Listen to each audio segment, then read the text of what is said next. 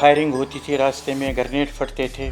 ज़रा मैं जानूं कि अगर तुम मिलिटेंट बने हो तो क्या क्या कारण है। मुझे तब बुलाते थे कवरेज के लिए जब वहाँ पर इनकाउंटर ख़त्म हो जाता था। मुझे कई बार बंद भी रखा गया। किसने बंद रखा? यही जिनका उन दिनों राज था। 89 के बारे में मैंने भी सुना है कि रैगिंग हुई है उसमें, जिसका नतीजा ये निकला कि हालात बाद में बहुत ख़राब हो गई। शायद सेंट्रल गवर्नमेंट की तरफ से कुकपरे को ऑफ़र भी हुई है सीएम पोस्ट की। वहाँ पर बहुत सारे हिंदू बरादरी के लोग रहते थे, उनको मैंने गाड़ियों में सामान भर के निकलते हुए देखा। कि कश्मीरी पंडित जब 19 जनवरी को यहाँ से उनका पलायन हुआ तो उससे पहले रात को यहाँ सारी मस्जिदों में बहुत ज़ोर ज़ोर से नारे लगाए जा रहे थे, बड़ी बड़ी कैसेटें बजाई जा रही थी। माइक भी ऑन हुआ करता था और टीन भी बजाए जाते थे। ये अल्लाह अकबर नारे होते थे। उन दिनों का जिक्र करने से भी डरता हूँ, मेरे बदन में झुरझुरी सी आ जाती है। वो खास जिसमें कहते हैं कि आरे से चीज़ दिया गया औरत को रेप करके, उन बातों में कितनी सच्चाई है? इखवानी की शुरुआत 96 से पहले हुई। सबसे पहले मैं पहुंचा पापा कश्तवाड़ी के पास, वो पांपुर में रहा करते थे। उनके मैंने कई इंटरव्यू लिए। उनका मुझे अंदाज़ बहुत गलत लगा कि जाओ जी, जितने भी मेरे बंदे हैं किसी को उठा कर लाओ और इससे पैसे वसूल करो। जब उन्होंने सरेंडर किया हरी नवाज में, जिसे पापा टूपी कहते हैं, तो मैंने उनसे इंटरव्यू किया। 90 तो मुझे याद है, मैंने 90 लोगों को मारा। उनके बाद मैं बांडीपोरा पहुंचा। जावेद शाह, वो गुमसुम और खामोश तबीयत के थे।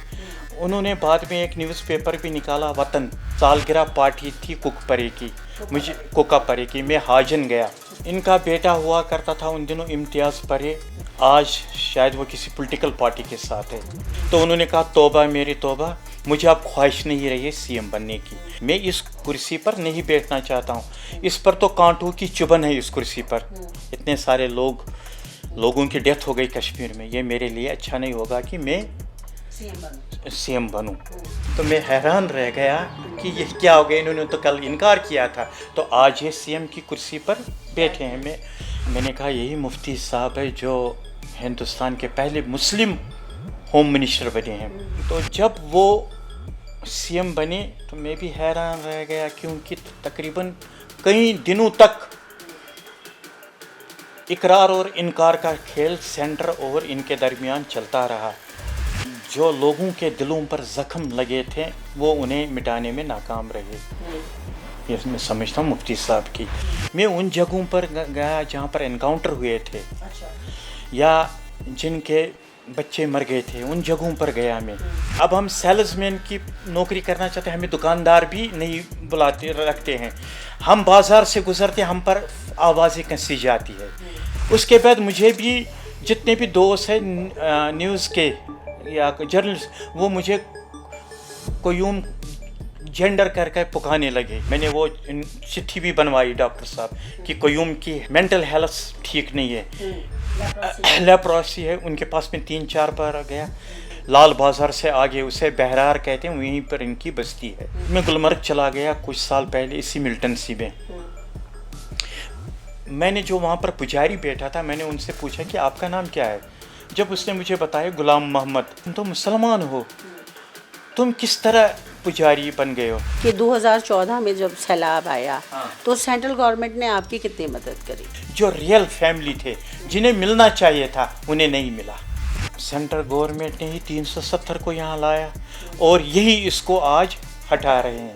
अचानक कर्फ्यू लगाया गया, सब कुछ बंद हो गया, नेट भी, फ़ोन भी, सब कुछ बंद था। मैं भी घर में बंद हो गया। यहाँ के जितने भी पॉलिटिशियन थे उनको बंद रखा गया, नज़र बंद। लोग खाली हो गए हैं, लोगों की जेबें खाली हो गई है, काम कुछ नहीं है। पिछले 5 दिन से यहाँ कश्मीर में हूँ तो यहाँ तो टूरिस्ट हमें खूब नज़र आ रहा है, और दुकानों पे, खाने की दुकानों पे और जगह पे तो मारा मारी है। बिल्कुल उनको टाइम नहीं है, फुर्सत नहीं है बात करने की। फिर आप ये कैसे कह रहे हैं कि अरफा वाले दिन लोगों के पास मतलब ख़रीदारी करने के पैसे नहीं हैं? लाइव इमेज के कश्मीर टूर में आज हम बात करेंगे जनाब कयूम जुल्फ़ी साहब से। कयूम जुल्फ़ी साहब किसी परिचय के मोहताज नहीं हैं। पिछले 45 वर्षों से वो प्रिंट मीडिया के लिए एज ए जर्नलिस्ट काम कर रहे हैं। تو سب سے پہلے بات کرتے ہیں قیوم صاحب سے، انہوں نے پترکاریتا میں کب قدم رکھا؟ میرے چاچا کیلی گرافر تھے، ان کی خواہش تھی کہ میں بھی کیلی گرافر بنوں، لیکن بچپن سے ہی میں چاہتا تھا کہ میں میڈیا میں آؤں اور کچھ کر جاؤں۔ سب سے پہلے میں نے ایک نیوز پیپر جوائن کی جس کا نام تھا ہمدرد، وہاں پر غلام رسول عارف ہوا کرتے تھے، مجھے ان سے بہت کچھ سیکھنے کا ملا۔ تو دوسرا نیوز پیپر جو میرا تھا وہ تھا روشنی، عزیز کشمیری ہوا کرتے تھے، انہوں نے بھی مجھے بہت کچھ سکھایا۔ ان سے نکلنے کے بعد میں آئینہ پر پہنچا، وہ ان دنوں آئینہ ویکلی ہوا کرتا تھا، آئینہ کے ایڈیٹر تھے شمیم احمد شمیم، جو بعد میں ممبر پارلیمنٹ بنے، وہاں پر اچھے اچھے لوگ آیا کرتے تھے۔ آئینہ کے بعد مجھے نیشنل کانفرنس کا جو نیوز پیپر تھا نوائی صبح، ان کی طرف سے آفر آئی تو میں نے نوائی صبح جوائن کی۔ 89 تک وہاں کام کرنے کا موقع ملا۔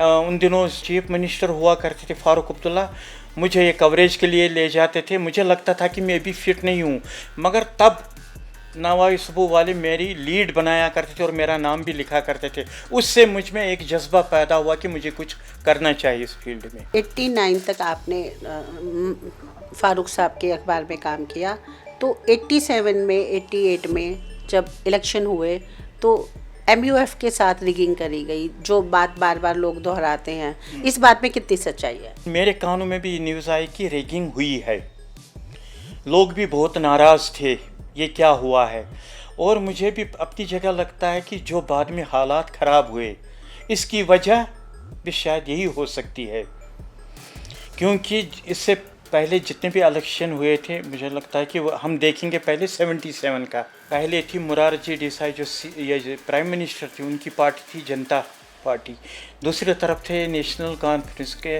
شیخ عبداللہ جو کہ بہت بیمار تھے، وہ الیکشن میں بھی حصہ نہیں لے سکتے تھے، الیکشن ریلی میں بھی، لیکن ہم حیران ہو گئے کیونکہ میں بھی انہی کے ساتھ تھا ان کوریج کے لیے کہ نیشنل کانفرنس کس طرح جیت گئی، یہ میں بھی آج حیران ہوں۔ اور اس کے بعد جتنے بھی الیکشن ہوئے بہت اچھی طرح سے ہوئے، لیکن 89 کے بارے میں نے بھی سنا ہے کہ ریگنگ ہوئی ہے اس میں، جس کا نتیجہ یہ نکلا کہ حالات بعد میں بہت خراب ہو گئے۔ قیوم صاحب مجھے بتائیے کہ 89 میں آپ نے نیشنل ہیرالڈ جوائن کر لیا، اور جی تو اسی دوران میں 90s میں کشمیری پنڈتوں کا پلائن بھی ہوا، تو تب اس نے کس طرح کی سٹوریز آپ نے کور کریں؟ اتفاق کہیے کہ مجھے ایسی سٹوری کور کرنے کا تو موقع نہیں ملا، لیکن میرے پڑوس میں جہاں پر میں رہتا ہوں وہاں پر بہت سارے ہندو برادری کے لوگ رہتے تھے جن کے ساتھ صبح صبح بات چیت خیر و عافیت ہوتی تھی، ان کو میں نے گاڑیوں میں سامان بھر کے نکلتے ہوئے دیکھا، نہ صرف مجھے بلکہ میرے ساتھ جتنے بھی لوگ وہاں پر تھے ان کو بھی افسوس ہوتا تھا، اگر ہم نے ان کو روکنے کی کوشش بھی کی لیکن وہ نہیں مانے اور وہ وہاں سے چلے گئے۔ آج بھی میں روگناتھ مندر کی طرف سے چلتا ہوں، پرشیار کہتے ہیں، ڈلسن یار، ہبا کدل، گنپت یار، مجھے بہت دکھ ہوتا ہے کہ یہ کیا ہوا۔ مجھے یاد ہے جب وہ اولڈ ہبا کدل برج کراس کرتے تھے، میں وہاں پنڈتوں کی بھیڑ دیکھا کرتا تھا، اس پل کو کراس کرنے میں مجھے 1-1.5 گھنٹہ لگتا تھا، یہ تھی وہ بھائی چارے کی ایک مثال، یہ مجھے اب بھی یاد ہے۔ اس بات میں کتنی سچائی ہے کہ کشمیری پنڈت جب 19 جنوری کو یہاں سے ان کا پلاین ہوا تو اس سے پہلے رات کو یہاں ساری مسجدوں میں بہت زور زور سے نعرے لگائے جا رہے تھے، بڑی بڑی کیسٹیں بجائی جا رہی تھیں، مائک بھی آن ہوا کرتا تھا اور ٹین بھی بجائے جاتے تھے، مگر میں حیران ہوتا تھا کہ مجھے اتنا زیادہ پتہ نہیں تھا ان دنوں یہ کیا ہو رہا ہے، مجھے بعد میں پتہ لگا کہ یہ ایسا ماجرا ہے اور یہاں سے جو ہندو برادری ہے یہ واپس نکل رہے ہیں، یہ میں نے ان دنوں دیکھا کیونکہ میں ان دنوں نیوز پیپر کے ساتھ نہیں تھا، اگر میرا کوئی نیوز پیپر ہوتا یا میں کسی کے ساتھ اٹیچ ہوتا تو ہو سکتا تھا کہ میں کور کرتا اور ان کا انٹرویو کرتا، کیونکہ جو اب تک کی لائف ہے میں نے کسی کو نہیں چھوڑا ہے، سب کے میں نے انٹرویو لے، چاہے وہ گورنر ہو، سی ایم ہو یا منسٹر ہو، میں نے ان کے انٹرویو لیے، لیکن مجھے ان کے ساتھ موقع نہیں ملا۔ قیوم صاحب آپ نے کور کری یہ سٹوریاں، مگر آپ یہاں پہ رہتے تو تھے، تو کیا آپ نے مسجدوں میں اس طرح کی آوازیں سنی؟ میں تو کہتا ہوں کہ میں نے سنی ہے، لیکن مجھے पता नहीं था कि ये क्या हो रहा है, ये क्या हो रहा तो किस तरह की आवाज़ें थी, क्या क्या उन्माद था वहाँ उस समय? है। ये टीन मीन बजाए जाते थे और नारे शारे होते थे, लेकिन मैं समझ नहीं किस सका तरह कि के नारे होते थे? ये अल्लाह अकबर नारे होते थे, मगर मैं भी घबरा जाता था कि ये क्या हुआ, मैंने अपनी ज़िंदगी में आज तक ये नहीं देखा है। शाहबान वकील जो अलसफ़ा के एडिटर थे, मालिक थे, उनकी डेथ हुई, उनको गोली मार दी गई। उसके बाद आपने अलसफ़ा ज्वाइन किया? हमारे एक दोस्त हुआ करते थे, वो यहाँ बीच बिहाड़ा साइड के थे, परवाज़ मोहम्मद सुल्तान। अचानक घंटा घर के करीब मुझे मिले। उसने कहा, क़य्यूम साहब, मैं घर नहीं जा सका, मैं कपड़े चेंज नहीं कर सका, मैं घर जाना चाहता हूँ, मुझे किसी पर भरोसा नहीं है, आप आइए, आप 2-3 दिन के लिए संभालिए मेरा न्यूज़पेपर। तो मैंने वो न्यूज़पेपर संभाला, तो इत्फाक देखिए 14 बरस तक वो लौट कर नहीं आए और मुझे काम करने का मौका मिला। मैं चीफ एडिटर भी बना डेली अलसफ़ा का, और जो मुझे इज़्ज़त मिली, शोहरत, पब्लिसिटी, वो मुझे इसी न्यूज़पेपर में मिली। इससे मैं बहुत हिट हो गया और कश्मीर के बच्चे लोग मुझे जानने लगे। और जब मैं किसी भी गांव में जाता कवरेज के लिए, मुझ पर अखरोटों की बारिश की जाती और बादाम निछावर किए जाते थे कि क़य्यूम साहब आए, इन्होंने बहुत अच्छी कवरेज की है। मेरा उन दिनों बॉटम स्टोरी, जो लोगों के मसाइल होते थे, मुश्किलात, उस पर निकला करता था न्यूज़पेपर में। इससे मुझे बहुत पब्लिसिटी मिली। तो किस तरह के मसाइलात होते थे, किस तरह की परेशानियाँ उन दिनों लोग झेल रहे थे? मसलन पानी नहीं है, बिजली नहीं है, बच्चों के तालीम नहीं है, अच्छे स्कूल नहीं है। हमारा बच्चों का फ्यूचर बहुत अच्छा होना चाहिए। हम फलानी दफ्तर में गए, हमारा कोई सुनने वाला नहीं है, पूछने वाला नहीं है। हम किसी जगह जाते हैं, ऑफिसर लोग कहते हैं कि हम आपके पास आएंगे, लेकिन वो आते नहीं। लेकिन आप क़य्यूम साहब हमारे पास आते हो, आप अपने न्यूज़पेपर में हमारी स्टोरी डालते हो, तो हमें इससे बहुत हौसला अफजाई मिलती है और बाद में लोग आते भी हैं, हमारे बारे में पूछते हैं। तो ये मेरा एक था कि मुझे जहाँ से भी फ़ोन आता, मैं उन जगहों पर जाकर उनकी कवरेज किया करता था। इस पूरी मिलिटेंसी टर्मोइल के दौरान में यहाँ की सब चीज़ें दरहम भरम हो गई, ट्रेड हो, चाहे वो हॉस्पिटल्स हों, हेल्थ हो, एजुकेशन हो, तो उस बारे में आप क्या कहेंगे? उन दिनों का जिक्र करने से भी डरता हूँ, मेरे बदन में झुरझुरी सी आ जाती है, क्योंकि मैं रात के 12 बजे, नाइट के 12 बजे घर निकलता था लास्ट स्टोरी कवर करके। फायरिंग होती थी रास्ते में, ग्रेनेड फटते थे, मुझे यकीन ही नहीं होता था कि मैं अपने घर तक पहुँच जाऊँगा। मैं आज भी हैरान हूँ कि मैं किस तरह बच निकला उन दिनों, जो मैंने वो 15-20 बरस गुजारे, क्योंकि उन दिनों ज़िंदा बचना बहुत मुश्किलात है, क्योंकि हर तरफ हालात अच्छे नहीं थे। स्कूल थे बंद, कॉलेज थे बंद, पत्थर होते थे। इसी तरह लोगों का कारोबार नहीं था। मैं बयान ही नहीं कर सकता हूँ कि जो वो वक्त मैंने देखा वो क्या भयानक था वो वक्त। इन बातों में कितनी सच्चाई है? जैसे कश्मीरी पंडित कहते हैं कि हम लोगों को मारा गया, हम लोगों को कत्ल किया गया, या हमारी जैसे गिरजा टिक्कू है, या और बहुत सारी लेडीज़ हैं, या एक वो ख़ास जिसमें कहते हैं कि आरे से चीज़ दिया गया औरत को रेप करके, उन बातों में कितनी सच्चाई है? मैं उन दिनों इन टच रहा, मुझे तो इस बारे में कुछ पता नहीं है। मेरा तो सिर्फ था काम, कहीं पर एनकाउंटर हुआ, जाओ वहाँ पर कवर करो, या किसी का कोई बंदा मारा गया उनसे पूछो। तो ये मुझे करने का मौका नहीं मिला, जो आप कह रहे हैं ना, ये मुझे नहीं, मगर आपने कवर नहीं किया, मगर आप सोसाइटी के सदस्य थे, तो आपने देखा या सुना तो होगा? नहीं, क्योंकि मैं आपको इस तरह बताऊंगा, मैं इतना बिज़ी रहा अपने लाइफ में, मुझे अपने हेल्थ की भी ध्यान नहीं रहा, जिसका नतीजा ये हुआ कि मुझे हार्ट सर्जरी भी करवानी पड़ी। नहीं, मैंने उन चीज़ों पर कभी फोकस नहीं किया जो आप मुझे बता रहे हैं, उस पर मैंने फोकस नहीं किया। अच्छा क़य्यूम साहब, मुझे बताइए, जो इख्वानीस थे, इसकी शुरुआत कैसे हुई और इससे क्या फ़ायदा मिला? इख्वानी की शुरुआत 96 से पहले हुई, मगर उस दौर में कश्मीर में बहुत दहशत थी उन दिनों। मैंने भी, जब मैं कवरेज करने गया बांडीपोरा, मैं हाजन गया, मैं पांपोर गया, बहुत सारे जगहों पर मैंने इन लोगों को हाथों में बंदूक थामे देखा। मैं हैरान रह गया कि ये क्या कर रहे हैं। मुझे फिर बताया गया कि ये इखवानी है, तब मुझे पता नहीं था। फिर मैं इनके माने ढूंढने लगा कि इखवानी क्या होते हैं क्या नहीं होते। फिर मुझे अपने जो मेरा दिमाग है उस पर यह पैदा हुआ कि मुझे इनसे बात करनी चाहिए। सबसे पहले मैं पहुंचा पापा कश्तवाड़ी के पास, वो पांपोर में रहा करते थे। उनके मैंने कई इंटरव्यू लिए, अच्छा। बहुत इंटरव्यू लिए। उनका मुझे अंदाज़ बहुत गलत लगा कि जाओ जी, मैं जो जितने भी मेरे बंदे हैं किसी को उठा कर लाओ और इससे पैसे वसूल करो। अच्छा। जब उन्होंने सरेंडर किया हरी नवास में, जिसे पापा टूपी कहते हैं, तो मैंने उनसे इंटरव्यू किया। उन दिनों डीजी पुलिस सब्रवाल साहब हुआ करते थे, तो मुझे भी इनविटेशन मिला था, मैं भी वहीं हरी नवास में था। मैंने इनसे पूछा था पापा कश्तवाड़ी से कि जनाब आप बताइए आप ये क्या कर रहे हैं, ये क्या है, हमने आपका नाम सुना। कहा कि मैं ज्वेलरी मिल में काम करता हूँ, लेकिन मेरे हाथों बहुत से खून भी हुए। 90 तो मुझे याद है, मैंने 90 लोगों को मारा, और 90, मुझे इससे ज़्यादा याद नहीं। जो उनकी स्टोरी हुआ करती थी वो डेली अलसफा में पब्लिश हुआ करती थी, जिस पर लोग भी बहुत नाराज़ हो गए कि आप इनको कवरेज क्यों दे रहे। लेकिन मैं खोजना चाहता था कुछ, मैं देखना चाहता था कि ये क्या वजूहत है कि ये इखवानी बन गए। उनके बाद मैं बांडीपोरा पहुंचा। जावेद शाह, वो गुमसुम और खामोश तबीयत के थे।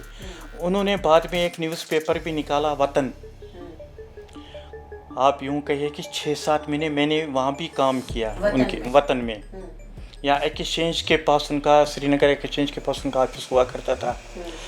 मुझे कोई दोष दबाव नहीं था कि कोई साहब ये लिखिए वो लिखिए, मुझे आज़ादी थी। जब मैंने उनसे काम किया तो फिर मुझे दिलचस्पी नहीं रही कि मैं इनसे कुछ पूछूं, क्योंकि अब मैंने उनको देख लिया। तो इसी तरह एक बार इनविटेशन मिली, इनकी कोई सालगिरह पार्टी थी कुकपरे की, मुझे कोकापरे की। मैं हाजन गया, त्रामी लगी हुई थी खाने की, वाजवान। तो मैं इनको नोट करता रहा, ये कुकपरे है, ये किस तरह कुकपरे बने हैं। मगर मुझे बताया कि इन्होंने हफ्ता का एक दिन रखा है, जितने भी पुअर लोग हैं वो इनके पास आते हैं, उनकी हेल्प करते हैं, गरीब लोग। हाँ, मैं इनके घर भी गया। ये शायर भी थी, कश्मीरी ज़बान में ये शायरी करती। हाँ, ये इनकी किताब भी पब्लिश हुई थी जो उन्होंने मुझे दी थी, कुकपरे ने। इनका बेटा हुआ करता था उन दिनों, इम्तियाज़ परे। आज शायद वो किसी पॉलिटिकल पार्टी के साथ है। तो कुछ साल उनका वो चला कुकपरे का इखवानी, मगर मुझे लगता है कि लोगों ने इनका सपोर्ट नहीं किया। और क्योंकि ये सिर्फ मार धाड़, पैसे वैसे, इसी के लिए। एक बार तो मैंने ये भी सुना कि शायद सेंट्रल गवर्नमेंट की तरफ से कुकपरे को ऑफ़र भी हुई है। क्या ऑफ़र हुआ है? सीएम पोस्ट की, क्योंकि सेंटर की ख्वाहिश थी कि यहाँ पर अमन अमान कायम, कोई सिलेक्टेड गवर्नमेंट बन जाए, इलेक्शन हो। तो बाद में शायद कुछ मुखालफत हुई है। तो फिर इन्होंने जब अनाउंसमेंट किया इलेक्शन की, तो 96 में, तो फिर जब इलेक्शन होने वाला था, इत्तेफाक से मैं फारूक अब्दुल्ला के पास गया, गुपकार। मैंने उनसे पूछा था कि मैंने तो आपके न्यूज़पेपर भी काम किया, मगर मुझे कुछ नहीं पूछना है, मुझे सिर्फ आप 2 बातें बताइए। एक, जिस तरह मीर कासिम थे 77 से पहले कश्मीर के सीएम, उन्हें अपनी कुर्सी की कुर्बानी देनी पड़ी और आपके वालिद साहब को चीफ मिनिस्टर की कुर्सी पर बिठाया गया इंदिरा अब्दुल्ला अकॉर्ड के बाद। अगर आज इसी तरह पेशकश होती है सेंटर की तरफ से कि फारूक साहब आइए अकॉर्ड करते हैं, आप भी सीएम बन जाए, तो आप क्या करेंगे? तो उन्होंने कहा, तौबा मेरी तौबा, मुझे अब ख्वाहिश नहीं रही है सीएम बनने की। मैं उस कुर्सी पर नहीं बैठना चाहता हूँ, मैं इस कुर्सी पर नहीं बैठना चाहता हूँ। इस पर तो कांटों की चुभन है, इस कुर्सी पर इतने सारे लोगों की डेथ हो गई कश्मीर में। ये मेरे लिए अच्छा नहीं होगा कि मैं सीएम बनूं। जब अनाउंसमेंट हो गई इलेक्शन की, मुझे टंगडार, गुरेज, बांडीपुरा, बारामुल्ला, सोपोर ऐसी जगहों पर जाने का मौका मिला। कुछ जगहों पर मैंने इलेक्शन बाइकाट भी देखी, लेकिन कुछ जगहों पर ज़बरदस्त पोलिंग हो रही थी। मुझे टंगडार, गुरेज में बताया गया کہ ہم ایک الیکٹڈ حکومت چاہتے، ہم تنگ آ گئے موجودہ حالات سے. میں نے ان سے یہ بھی پوچھا کہ آپ نے کن کو ووٹ ڈالا؟ انہوں نے کہا کہ ہم نے این سی کو ڈالا، ہم چاہتے کہ این سی کی حکومت پھر آئے. ہاں، مگر جب فاروق عبداللہ کی حکومت جیت گئی، میں بھی کوریج کے لیے ایس کے آئی سی سی میں بیٹھا ہوا تھا. جب میں نے ان کو وہاں پر دیکھا، اوتھ سرمنی تھی، تو میں حیران رہ گیا کہ یہ کیا ہو گیا. انہوں نے تو کل انکار کیا تھا، تو آج یہ سی ایم کی کرسی پر بیٹھے ہیں. میں پھر جرات ہی نہیں کر سکا ان سے پوچھنے کی کہ یہ کیا ہو گیا راتوں رات. مگر میں سمجھتا ہوں کہ وہ آگے ہیں سی ایم، مگر کشمیر کے حالات نہیں سدھرے. لوگوں میں جو ڈر، دہشت، بے چینی تھی، وہ آخر تک قائم رہی. لیکن وہ ڈر لوگوں کے دل سے نہیں گئی، اور وہ جسے ہم امن شانتی کہتے ہیں وہ قائم نہیں ہو سکا. 2002 میں مفتی صاحب کی پی ڈی پی کی گورنمنٹ آئی یہاں پہ، تو وہ پورا ان کا جو ٹینیور تھا اس میں کیا رہا؟ جب وہ کانگریس کے پریزیڈنٹ ہوا کرتے تھے، میں نے بہت ساری پریس کانفرنس ان کی کور کی. جب انہوں نے پی ڈی پی بنائی، 2001 کا شاید سمے تھا، انہوں نے مجھے گھر پر بلایا نوگام. کچھ دوست بھی تھے وہاں پر، وہ آئے تو میرے ساتھ بات کرنے لگے. تو میں نے ان کو دیکھا، میں نے کہا یہی مفتی صاحب ہے جو ہندوستان کے پہلے مسلم ہوم منسٹر بنے ہیں. انہوں نے مجھ سے اتنا ہی کہا کہ قیوم صاحب آپ بہت اچھا لکھتے ہیں، آپ کا قلم بہت شاندار ہے، تو آپ میرے ساتھ جوائن کیجئے، میڈیا سنبھالیے. ہو سکتا ہے کہ کل اگر حکومت ملے ہمیں، آپ میڈیا ایڈوائزر بھی آ سکتے. میں نے ان سے بھی یہی کہا کہ مجھے فاروق عبداللہ کی طرف سے بھی 96 میں میڈیا افسر کی آفر آئی تھی، میں نے ریجیکٹ کی، کیونکہ مجھے پالیٹیشین جو ہے مجھے پسند نہیں ہے. پالیٹیشین میرا اپنا فیلڈ ہے، جرنلزم. میں نے ریجیکٹ کیا. تو جب وہ سی ایم بنے تو میں بھی حیران رہ گیا، کیونکہ تقریباً کئی دنوں تک اقرار اور انکار کا کھیل سینٹر اور ان کے درمیان چلتا رہا. جب یہ سی ایم بنے، مفتی صاحب سی ایم بنے، میں نے تو ان کا کوئی فنکشن کور نہیں کیا، صرف 1-2 فنکشن کور کیے تھے. انہوں نے کی بہت بار ساؤتھ ویسٹ کی باتیں کی، انہوں نے وہ امن کی باتیں کی، بہت ساری باتیں کی. لیکن لوگ کشمیر کے جو چاہتے تھے، مجھے لگتا ہے کہ وہ نہیں ہو سکا. انہوں نے بہت کچھ کرنے کی کوشش کی، کشمیر کے لیے ڈیولپمنٹ بھی ہوئے، لیکن جو لوگوں کے دلوں پر زخم لگے تھے وہ انہیں مٹانے میں ناکام رہے. یہ میں سمجھتا ہوں مفتی صاحب کی، چونکہ کشمیر میں وہ سنگ بازی پتھراؤ ہوتے تھے، تو مفتی صاحب نے کہا تھا کہ یہ پہلگام گلمرگ نہیں جا سکتے ہیں. میں نے ان کے لیے چاپر سروس رکھی ہے، یہ ایئرپورٹ پر آتے ہیں ان کو چاپر کی سروس مل جائے گی، تو یہ وہاں جایا کریں گے گلمرگ. مگر مجھے لگا کہ اب ان میں وہ ہمت، سخت طاقت نہیں رہی ہے. اب تو مفتی صاحب بہت بوڑھے ہو گئے، شاید ان کے بعد وہ بیمار بھی ہو گئے، انہیں امریکہ بھی علاج کے لیے جانا پڑا، اس کے بعد وہ بہت بیمار ہو گئے.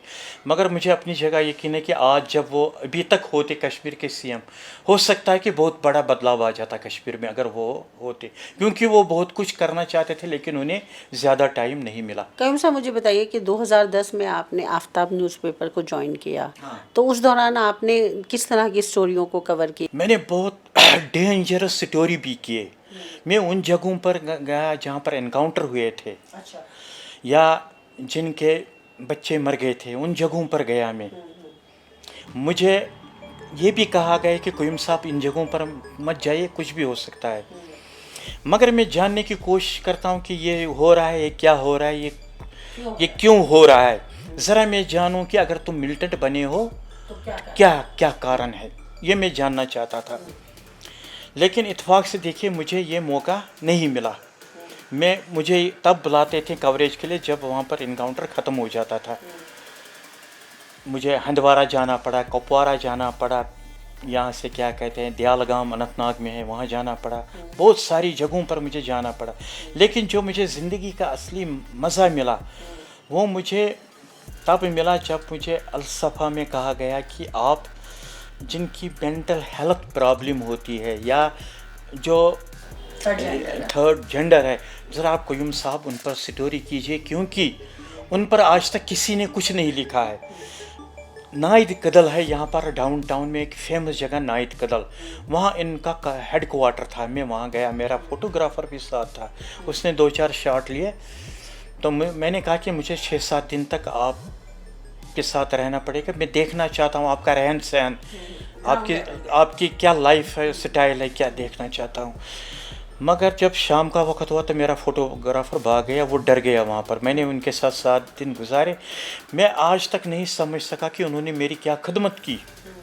اپنے ہاتھ سے کھانا بنا کر لاتے تھے، وہ کہتے تھے کہ ہم وازوان بھی لا سکتے. میں نے کہا مجھے وازوان نہیں، آپ مجھے نمک کا چائے پلائیے، نمکین چائے یا جو بھی کھانا بنائے.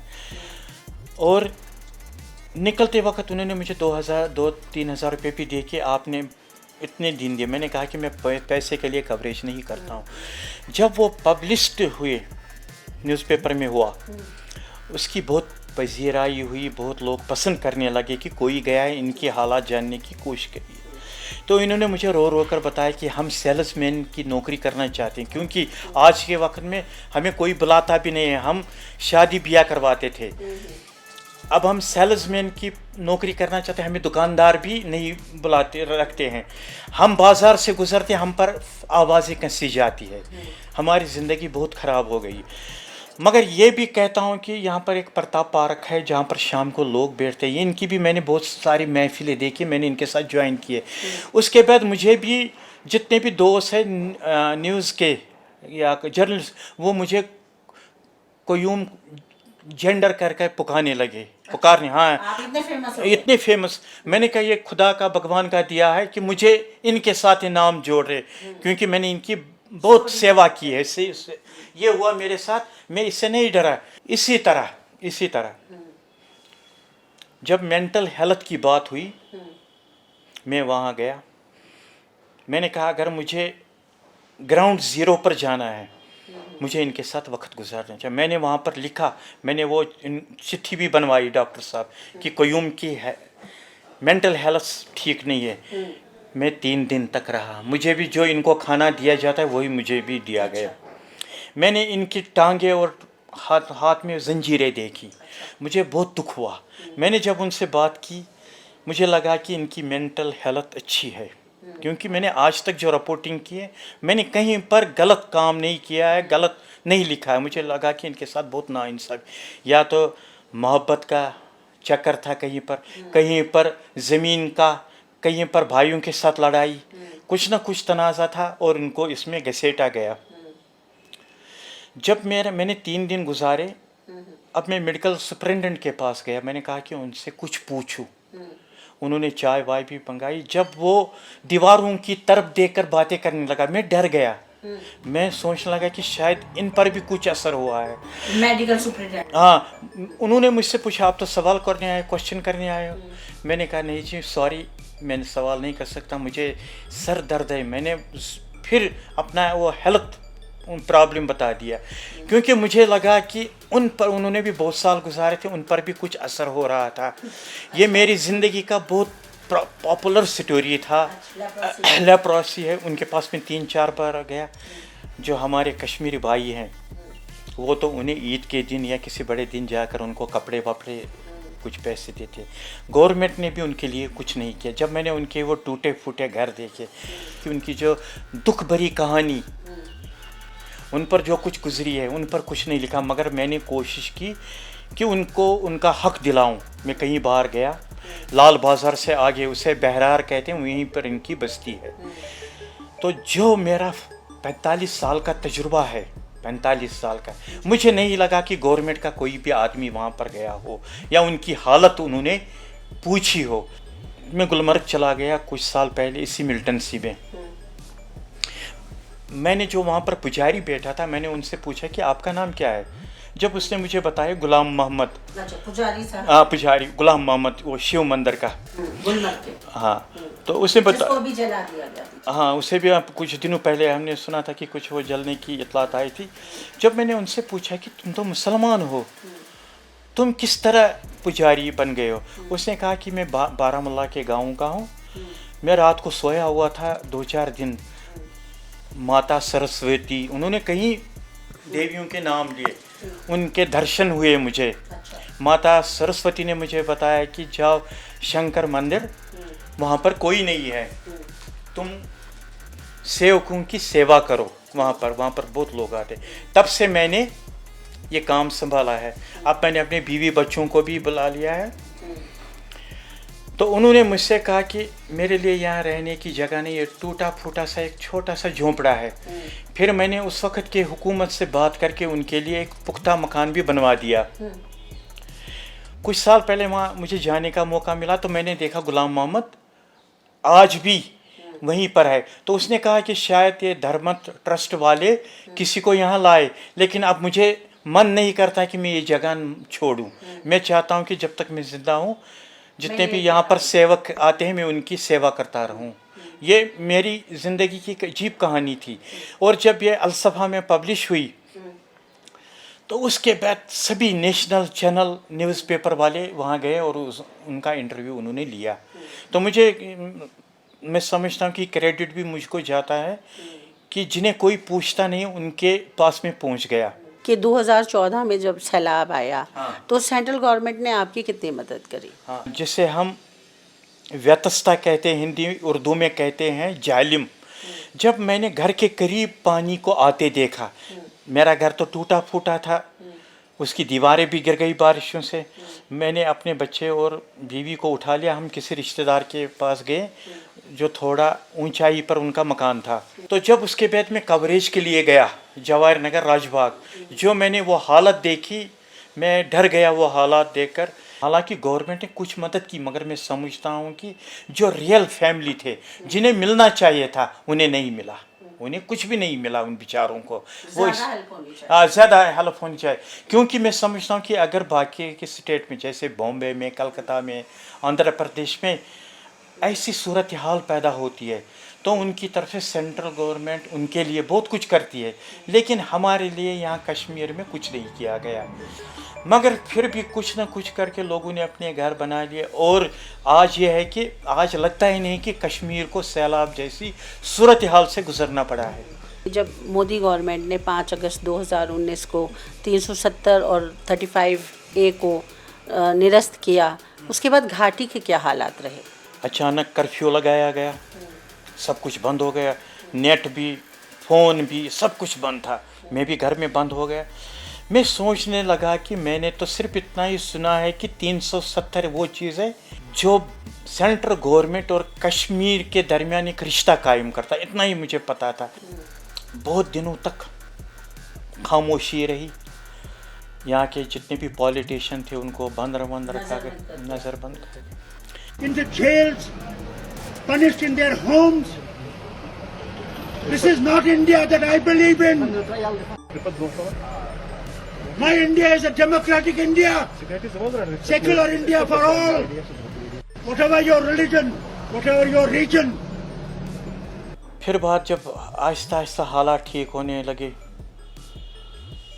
मगर मुझे लगा कि अपनी जगह लोग सोचते हैं कि ये 370 हटना कुछ अच्छी चीज़ नहीं है, क्योंकि सेंट्रल गवर्नमेंट ने ही 370 को यहाँ लाया और यही इसको आज हटा रहे हैं। तो आज भी मैं देखता हूँ कि लोगों के चेहरों को पढ़ता हूँ, मगर मुझे लगता है कि जो तब्दीली आनी चाहिए थी 370 के ख़त्म होने के बाद, वो तब्दीली नहीं आई। क्योंकि आज भी मुझसे लोग कहते हैं, जब भी मैं कहीं जाता हूँ, क़य्यूम साहब हमने 3 दिन हो गए हमने बोनी नहीं की है। जो फाइनेंशियल कंडीशन है कश्मीर की वो बहुत ख़राब है। लोग यहाँ पर अभी कुछ दिनों पहले ईद थी, बड़ा ईद, बकरा ईद, जो मैं देखता था कि 3 दिनों तक ट्रैफिक जाम रहता था। लोग भेड़ बकरियां लाते थे, कुर्बान करते थे, दोस्तों को देते थे। आज वो कुर्बानी नहीं हुई कश्मीर में, क्योंकि मैंने आपको पहले ही बता दिया कि फाइनेंशियल प्रॉब्लम। अगर कुछ पैसा चलता है तो वो सरकारी मुलाजमों का, क्योंकि बहुत सारे लोग गवर्नमेंट से जुड़े हुए हैं। इतने हम यहाँ पर बड़े बड़े कॉम्प्लेक्स देख रहे हैं, बिजनेस मॉल देख रहे हैं, लेकिन जिसे हम कहते हैं ना कि बिजनेस, वो नहीं है। एक दिन आता है ईद से पहले, इसे हम एक दिन उसे कहते हैं अरफा।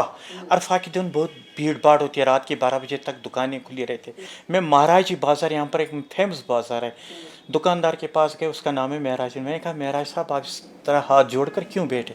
कहा कि मैं 2 दिन से इसी तरह बैठा हूँ, कोई नहीं आया मेरी दुकान पर। लोग खाली हो गए हैं, लोगों की जेबें खाली हो गई है, काम कुछ नहीं है। अगर कोई मजदूरी के लिए भी जाता है लाल चौक की तरफ, ज़ैन कदल की तरफ, मुश्किल से ही उनको काम मिलता है। ये हालत है, क्योंकि बेरोज़गारी बहुत आ गई है, बेरोज़गारी बढ़ी है।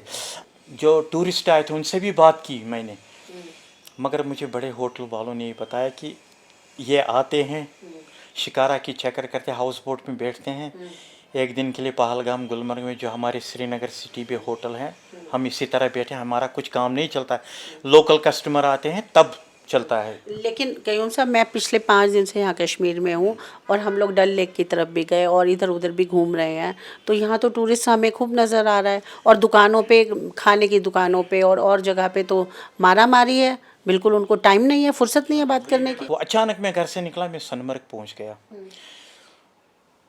घोड़े वालों ने भी मुझसे बात नहीं की, उनके पास टाइम नहीं था। होटल वालों ने भी मुझसे बात नहीं की, ढाबा वालों ने भी।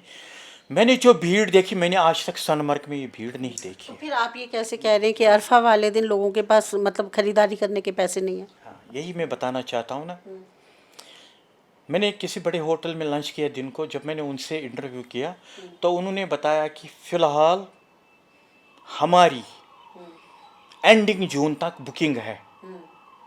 अगर आप कहोगे कि मैं एक नाइट के लिए गुलमर्ग आना चाहता हूँ, हम सॉरी कहेंगे आपको।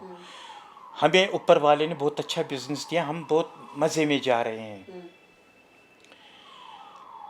अब देखिए जी, ये तो आएंगे, कश्मीरी आर्ट ले जाएंगे, पेपर माशी ले जाएंगे, कश्मीरी शाल, अखरोट, बादाम ले जाएंगे। जो हमारा मेन सिटी है, जो हमारा दुकानदार है, वहाँ तो टूरिस्ट नहीं जाते हैं। मसलन जैसे नवाटा है, जामिया मस्जिद है, दरगाह साइड है, महाराजगंज है, हब्बा कदल, ज़ैना कदल, वहाँ तो ऐसा कुछ नहीं है। ये तो कुछ एरियाज़ है, गुलमर्ग, पहलगाम, दौद पथरी, यूसमर्ग, सोनमर्ग, इन जगहों पर रश है। मगर जो होनी चाहिए, मसलन मैं इनको देखता डाउन टाउन में सैकड़ों की तादाद में, और मैं शाम को दुकानदार से पूछता कि आज क्या हालत है, वो कहते हैं कि ऊपर वाले का शुक्र है कि हमने कुछ पैसे कमा लिए। कयूम साहब, मुझे एक बात बताइए कि जो स्मार्ट सिटी का कंसेप्ट है, इसमें कश्मीर की कौन कौन से इलाकों की बेहतरी की गई और कौन कौन से ऐसे इलाके हैं जो इस सब पॉलिसी से वंचित रह गए? जो हमारे यहाँ पर गवर्नमेंट थी, उन्होंने इतना कुछ नहीं किया जितना सेंट्रल गवर्नमेंट ने किया 2019 के बाद। मैंने आज तक ऐसा पोलो व्यू मार्केट नहीं देखा। मैं बिलवाड़ गया, मैं हैरान रह गया शाम के वक्त, इवनिंग के वक्त। मुझे तो ऐसा लग रहा था कि मैं जैसे लॉस एंजल्स में घूम रहा हूँ। जब मैं घंटा घर में देखता हूँ शाम को, मुझे लगता है कि मैं किसी जर्मनी के शहर में हूँ। बहुत चेंज आ गया, बहुत लोग आज घंटों गुजारा करते हैं घंटा घर में भी, जो वहाँ पर उनके लिए बनाई गई है। हाँ, चेयर वेयर बनाएंगे, लोग बैठते हैं। इसी तरह इन्होंने राजबाग में भी की है। बहुत अच्छा, मैं इसकी बहुत तारीफ़ करता हूँ। और अब इन्होंने शायद महाराजा बाज़ार का काम हाथ में लिया है, जहाँ पर बहुत भीड़ भाड़ रहती थी। तो मैंने सुना है कि शायद महाराज बाज़ार चौक में एक फवारा भी लगाया जाए और लोगों की बैठने के लिए कोई जगह भी बनाई जाए। हो सकता है उससे ट्रैफिक कम भी हो जाए। बहुत ही अच्छी सूरत हाल है। लेकिन क्या हुआ कि ज़्यादातर फोकस किया गया 2-3 जगहों पर, जैसे मैं आपको बता रहा हूँ, बिलवाड़, राजबाग, पोलो व्यू, घंटाघर, लाल चौक। बहुत सारी अच्छी जगह हैं, जैसे हम कहते हैं जामिया मस्जिद, नवहट्टा। एक वक्त वो भी था कि लोग नवहट्टा जाने से डरते थे। आज तो वहाँ लोगों की भीड़ भाड़ है, अच्छी खासी भीड़ जमा रहती है। मैं कभी कभी जाया करता हूँ हज़रत बल श्राइन, वहाँ भी अच्छी खासी भीड़ है। मैं चाहता हूँ कि अगर ये गवर्नमेंट, सेंट्रल गवर्नमेंट ऐसी जगहों को फोकस करे, और डाउन टाउन में भी बहुत सारी अच्छी जगह हैं। خانیار جہاں پر ہمارے پیر دستگیر صاحب کی شرائن ہے، ہاں، خانقاہ مولا جہاں ہمارے شاہ ہمدان صاحب کا شرائن ہے، ایسی جگہ ہیں، بہت اچھی جگہ ہیں. تو ہم کہہ سکتے ہیں کہ نجی یہ تو واقعی سمارٹ سٹی ہے. میں تو صرف جب سے جرنلزم میں آیا ہوں میں صرف ہر کسی سے کہتا ہوں، چاہے میں کور کمانڈر سے ملا ہوں، جنرل آفیسر کمانڈنگ سے ملا ہوں، بریگیڈر سے ملا ہوں، جو بھی، میں نے صرف ایک بات ان سے کہی کہ آپ کشمیریوں کا دل جیتیے. ان کا دل جیتنے کی کوشش کی. کئی لوگوں نے مجھے یہ بھی بتایا کہ نہیں قیوم صاحب ریئل بات کر رہے ہیں. میں نے کہا کہ جب آپ کشمیریوں کا دل جیتنے میں کامیاب ہو جائیں گے، کشمیری بھی آپ کے ہیں، کشمیر بھی آپ کا ہے. وہ دل جیتنے کا کیا طریقہ ہے؟ کیا جناب؟ دل جیتنے کا کیا طریقہ ہے؟ دل جیتنے کا یہی طریقہ ہے کہ مودی صاحب تشریف لا رہے ہیں، پرائم منسٹر صاحب کچھ پروجیکٹ یہاں شروع کرنے والے ہیں، وہ بہت اچھا ہے. پچھلی بار بھی آئے تھے، جموں بھی آئے، سری نگر بھی، یہاں بھی انہوں نے بہت سارے پروجیکٹ شروع کی، بہت اچھی باتیں ہیں. لیکن اس کے باوجود میں دیکھتا ہوں کہ کشمیر میں ایسی کوئی فیکٹری نہیں ہے جہاں پر بے روزگاروں کی فوج جو تیار بیٹھی ہے ان کو نوکری مل سکے، یا کچھ ایسا بے روزگار الاؤنس جو ایجوکیٹڈ اسی طرح بیٹھے ہوئے ہیں. میں جب بھی جاتا ہوں میں کبھی کبھی دکانداروں سے پوچھتا ہوں جو ان کے ہاتھوں میں وہاں پر سیلز مین ہوتے ہیں، وہ کہتے ہیں کہ ہم گریجویشن ہے، ہم نے ایم اے کیا ہے، 1000 1500 روپے ان کی سیلری ہوتی ہے. حالات نے ان کو مجبور کر دیا. اگر میرے خیال میں یہاں پر فیکٹری یا روزگار کا کوئی اور بھی موقع ہوتا تو ہو سکتا ہے کہ وہ بھی 2-4 پیسے کما لیتے ہیں. یہاں پر اکثر ایگزیبیشنیں ہوتے رہتی ہیں یہاں پر، مثلاً SKICC میں یا نمائش گراؤنڈ ہے، وہاں پر بھی بہت بھیڑ باڑ رہتی ہے. لیکن مجھے لگتا ہے کہ ایک زخم سا ہے کشمیریوں کے دل میں، جس کو مرہم کی عاشق. وہ میں نے پہلے بھی بتایا اور آج بھی بتایا. اب تو ٹورسٹ ہی سب کچھ نہیں ہے، چھوٹے چھوٹے دکاندار ہیں، ان کے پاس کام نہیں، ان کو کام ملنا چاہیے. بہت سارے لوگ چاہتے ہیں ان کے بینک لون ہیں وہ معاف کیے جائیں. ایسی چیزیں ہیں کہ جس سے مجھے لگتا ہے کہ کچھ نہ کچھ ہو جائے گا، کشمیریوں کا بھلا ہو جائے گا کچھ نہ کچھ. پیچھے بہت الیکٹریسٹی بل کے لیے جو اسمارٹ میٹر لگائے گئے اس پہ بہت زیادہ وادی میں بہت لوگوں نے پروٹیسٹ کرا، اس کا کیا کارن رہا؟ یہی ہے کہ مثلاً میں آج بھی کہتا ہوں 200 250 300 روپے کا بل لوگوں کو آیا کرتا تھا. اب یہ 2-3 سال ہو گئے، بڑھتے بڑھتے اب شاید یہ 2100 روپے پر پہنچ گیا ہے. لوگ اس کے لیے تیار نہیں ہیں. بہت ساری جگہوں پر پروٹیسٹ بھی ہوئے ہیں. یہی ہونا چاہیے تھا کہ جب تک کشمیر ڈیولپ ہو جاتا یا اسمارٹ سٹی بن جاتا، اگر اس کے بعد یہ 2000 کون کہتے 3000 بھی بل لوگوں کو ملتا، الیکٹریسٹی بل، لوگ انکار نہیں کرتے ہیں کیونکہ اس وقت کچھ کام دھام نہیں ہے، کچھ بھی نہیں ہے. لوگوں کے لیے پیسے کمانا مشکل ہو گیا ہے، اپنے بچوں کے لیے 2 وقت کا پیٹ بھرنا مشکل ہو گیا ہے. اگر ایسا ہو جائے، بہت کچھ کیا ہے سینٹرل گورنمنٹ نے کشمیر کے لیے، میں مانتا ہوں. اگر الیکٹریسٹی بل میں بھی کچھ ہو جاتا، کچھ راحت رسانی کچھ کیا جاتا، میرے خیال میں بہت ہی اچھا قدم ہوتا وہ. میں تو اسے کہہ سکتا ہوں کہ دل جیتنے کی بات ہے یہ. قیوم صاحب ایک بات بتائیے، پچھلے پورے ٹرموائل کے دوران جو یووا ورگ تھا بہت ہتوتساہت تھا، ڈپریشن میں تھا، تو اس دوران بہت زیادہ یہاں پہ ڈرگ کلچر بڑھ گیا. تو اس میں آپ کیا کوئی اسٹوریاں کور کریں آپ نے، یا کیسے آپ جانیں گے؟ مجھے یا تو پریس کانفرنس کے لیے بلایا گیا، یا تو مجھے ہماری نیوز پبلش نہیں ہوئی ہے، دوسرے دن آدمی آ جاتے تھے ان کے، مجھے لے جاتے تھے. میرے ساتھ مار پیٹ نہیں ہوئی، تاہم جو بڑے بڑے آدمی بیٹھے ہوا کرتے تھے وہ کہتے تھے کہ آپ نے کس کو لائے، یہ کون آیا ہے، یہ تو چہرے سے ہی لگتا ہے یہ بہت معصوم ہے، اس کو چھوڑ دو. 5-6 جگہوں پر یہی ہوا میرے ساتھ. پتہ نہیں اللہ تعالیٰ کا کیا کرم ہے، یہ میرے ساتھ ہوا. مجھے کئی بار بند بھی رکھا گیا. کس نے بند رکھا؟ جو یہ جن کا ان دنوں تھا بول بالا تھا، انہوں نے بند بھی رکھا، 6-7 دن تک بند بھی تھا. اس کے بعد کس کا بول بالا تھا؟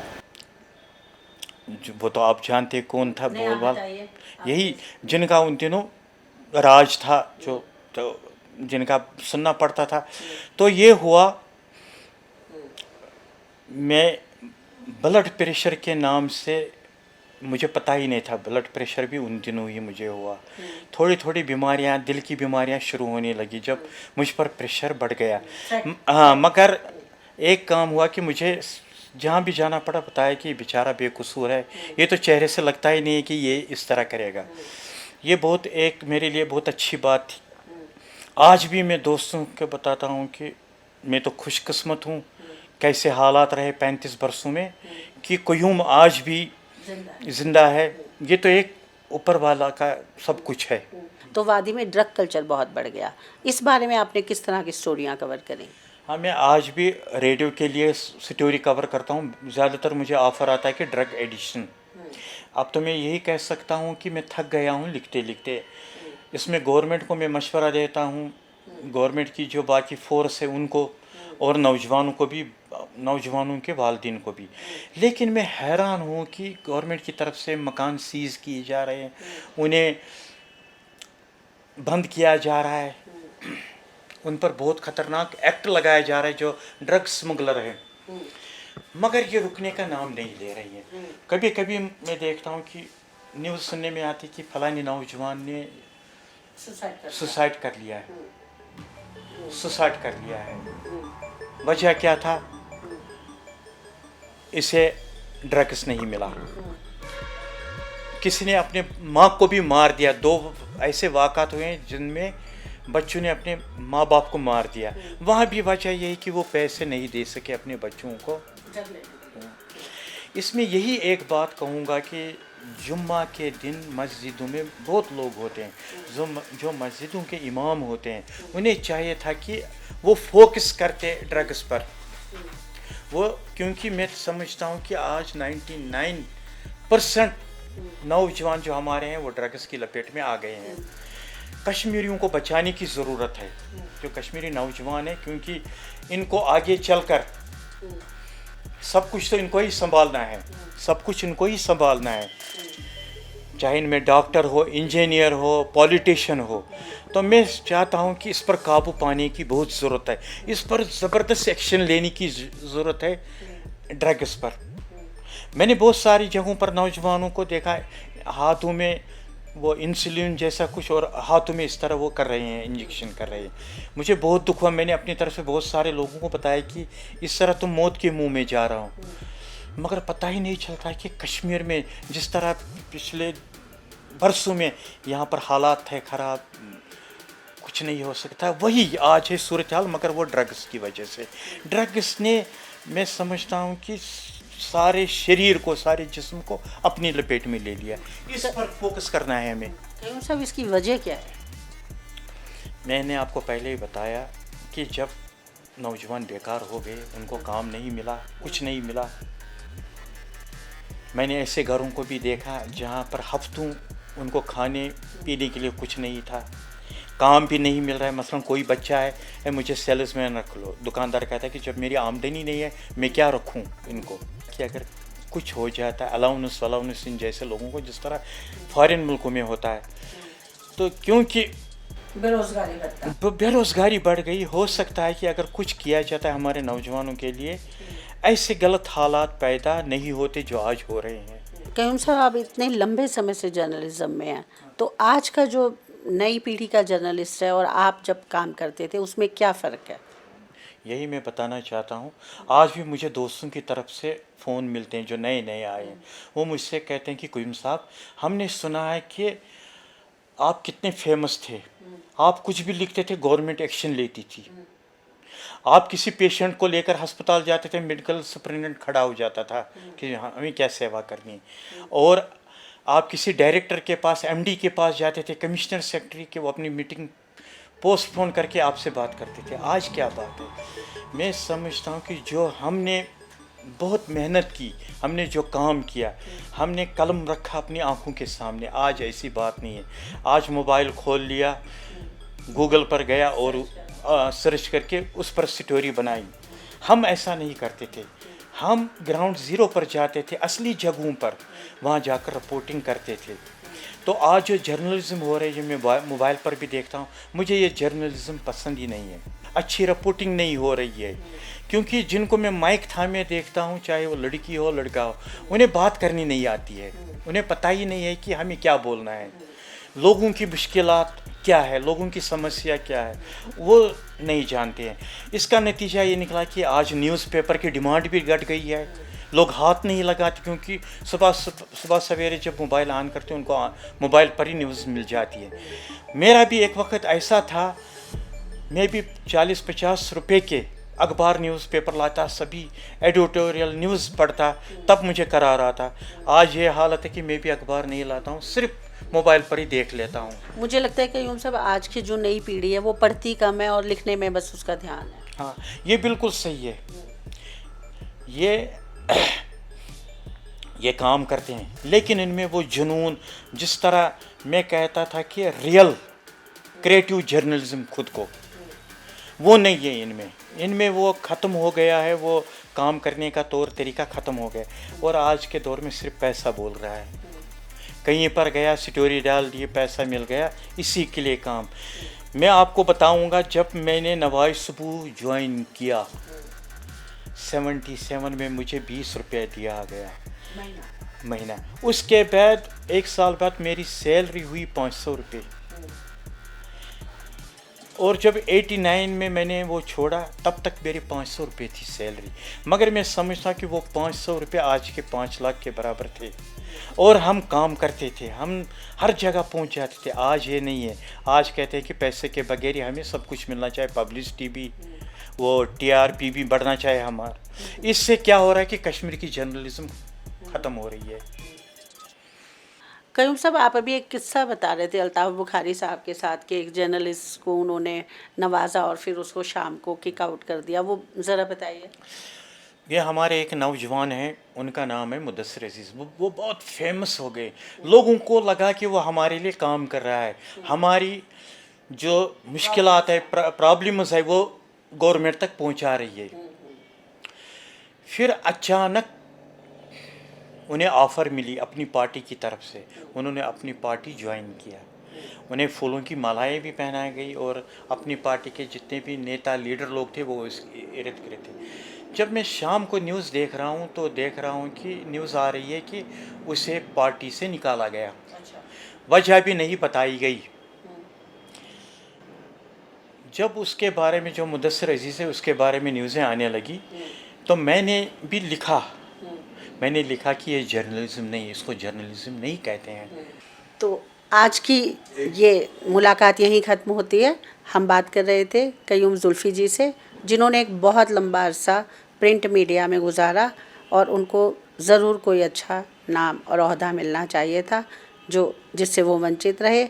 उनको उतनी रिकॉग्निशन नहीं मिल पाई जितनी मिलनी चाहिए थी। तो हम ईश्वर से प्रार्थना करते हैं कि वो अपने इस मुकाम में सक्सेसफुल रहें। बहुत बहुत शुक्रिया, आपने इस काबिल समझा मुझे यहाँ पर बुलाया आपने, बहुत शुक्रिया करता हूँ मैं आपका।